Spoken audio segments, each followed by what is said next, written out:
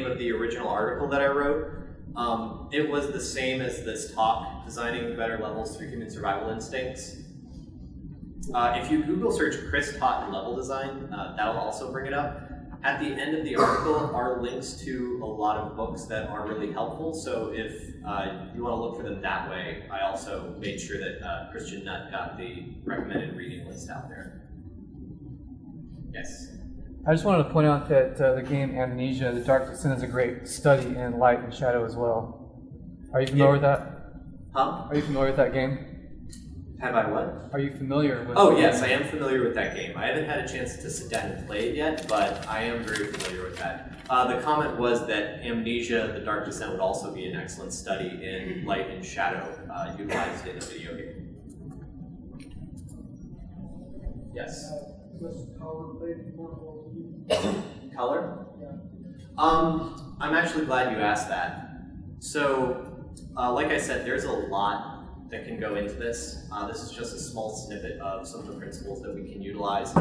One of them is, yes, color. Color theory is, it is and it isn't a very complicated topic.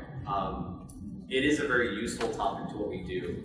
And just like we're programmed by our survival instincts to believe that certain spaces are safe and certain spaces are dangerous, we're also somewhat programmed to believe that certain colors represent things. So that's why you see a lot of red for health in games, or likewise green. That one flip-flops a little bit, but things like blue is cool, purple is regal, yellow is like sunshine, green is natural. There's an element of, if you want to communicate with the player, color is an effective way to do that. And it's yesterday during Dr. Hazard's talk, Mirror's Edge was brought up, and it was pointed out that red is dangerous in Mirror's Edge. Orange is where interactive pieces of the level are. So what you can take from that is color is an effective way to build what you would call a symbol. So if you want something to stand for something else, establish that relationship early on and assign it a visual language like a color or a form, and then teach the player how to use that early on in your game.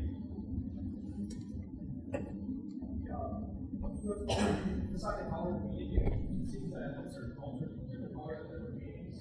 Is there a similar circumstance with architectural theory, where certain kinds of spaces in some cultures mean one thing, and other cultures mean something else? Yes. So the question was if in certain cultures colors mean different things. So, for example, in India, white is what you would wear to a funeral. The question was if do architectural spaces have that same different language in other cultures? Sometimes. And so, for example, the Japanese, some of these refuge spaces, they have a safety element to them, but there's also meditation, contemplation.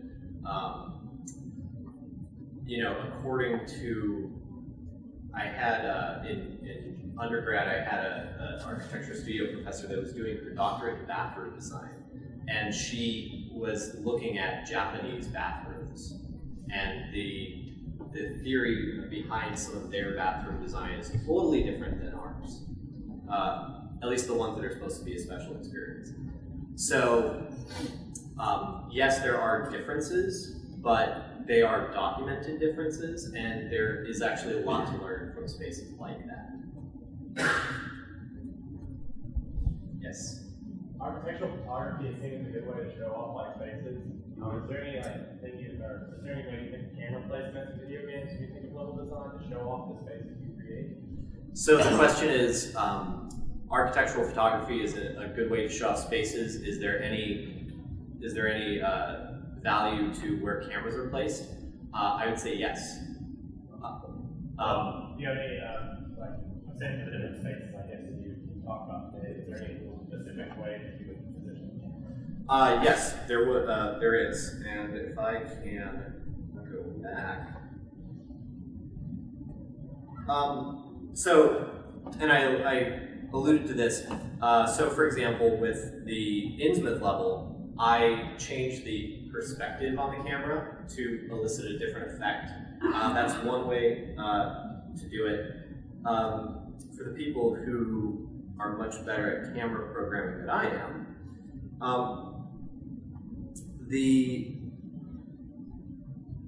so Resident Evil had a immobile camera. Games like Killer 7 had an immobile camera. But this is another example where photography and cinematography theory can come into this. If you want, in certain types of games, if you want to create an effect, study what in those arts make that effect. And if, it may involve taking the choice of where the camera is out of the player, which has its own difficulties, but there are certain instances where, yes, I actually think that to build the effect that you want, putting the camera in place would make it more interesting. Kind of like, again, I'm going to use Paranormal Activity as an excuse again, or as an example again. In the third one where they put the camera on the oscillating fan, that was out of the viewer's control. And when the camera veered away from what, the bad things that were happening, that increased the tension. So if you're looking at stuff like that, it can be really useful. There's another book I would recommend called Horror Video Games. It's a book of design theories. It's mostly from a film studies background, but there is some interesting stuff about the horror film genre, including camera placement that can go into that. Yeah. Do you, as the level designer, have something in mind as far as the audio design for the level as you're designing it, or do you just kind of make it and then pass it off to the sound department? The question was, if I'm designing a level, do I keep the audio in mind as I'm designing it, or do I pass that off? I'm not a musical person or a sound person by any means, but I would be lost without good sound design. So,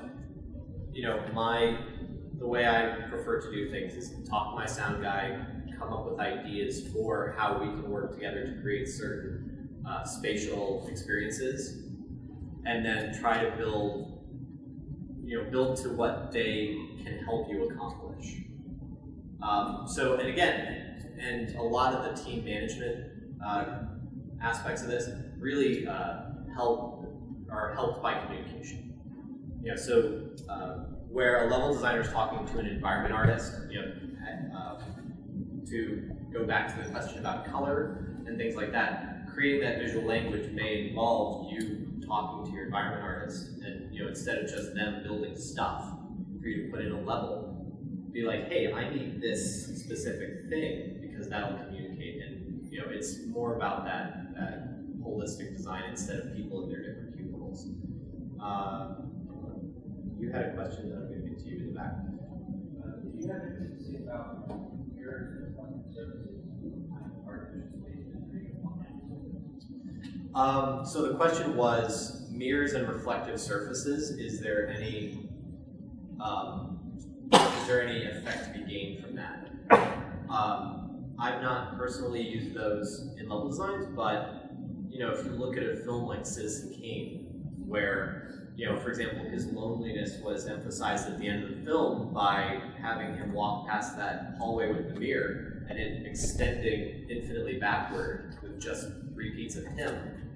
That's something that can be used to really great effect, because not only can you have that sense of your characters going backwards into infinite space, that's also where you can create, for example, tricks with the reflection. Why not? There's a lot of, that's a good way to turn a tight space into a prospect, more or less. But a prospect with an eerie visual image happening. I'll get to you in the black, and then I'll So, in the lab? Yeah. Multiplayer games that you are your first time on that. What sort of elements so the question was, on a multiplayer map, the first time you get into it, it can be somewhat confusing. So how would you manipulate those elements to create a better experience for new players versus experienced players who know where they're going?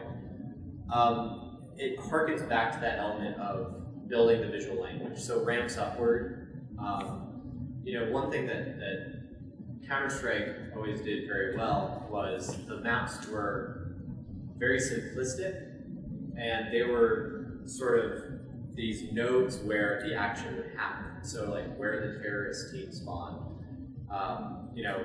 Some of the areas where there was a lot of cover, in like a marketplace or something, that's where action might happen. And then there's kind of those outlying territories where it's, a couple slopes up, a couple slopes down, leading to those action points. I would say start the players away from the action points, and then, maybe have them experience some of those, like, okay, I'm getting a little higher, maybe I can see what what is happening at the level. From a bird's eye point of view, not necessarily a sniping point. It could still be something that you're exposed, but something where you can kind of run up and be like, okay, got it, and then run back down. Shigeru Miyamoto does this very well in his games. So if you play Mario 64, the first star in a world will have you go all the way up to like the top of the world. It'll have you briefly touch upon every area in that world, and then at some point you might even get a view of what's going on. That's kind of what you can build into the multiplayer map, a quick sort of like, all right, got it, and then heading back down for the gunfight. Okay, and then you